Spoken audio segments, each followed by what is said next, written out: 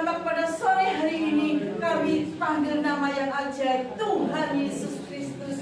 Haleluya, haleluya. Semua katakan amin. Haleluya, puji Tuhan. Boleh tetap berdiri, berikan salam yang kanan dan kiri. Kita menyatakan bahwa kita punya Allah yang besar. Dia sungguh besar, dia amat besar bagi saya dan saudara. Haleluya.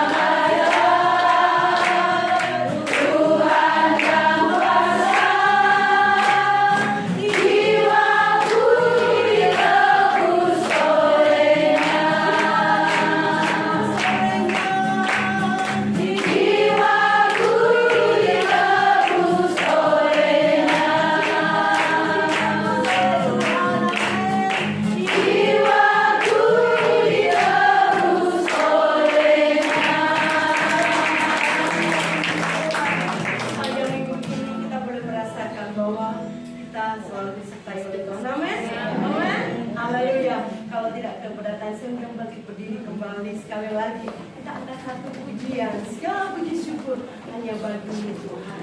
Kita selalu mengucap syukur karena Tuhan Yesus baik selalu bagi saya dan saudara. Amin. Haleluya, puji Tuhan.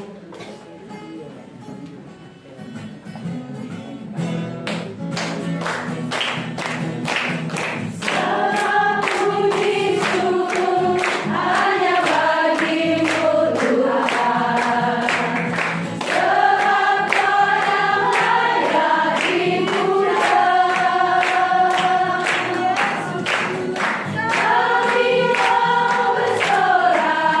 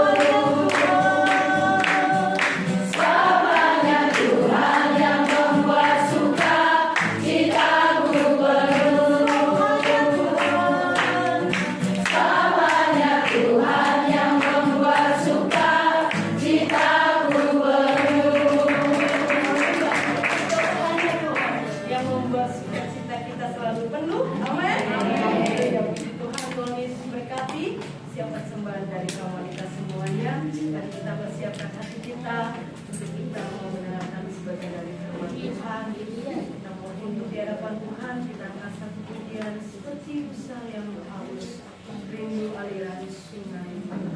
Karena hanya Tuhan Yesus yang mengenal pribadi saya dan saudara semuanya. Haleluya Yesus.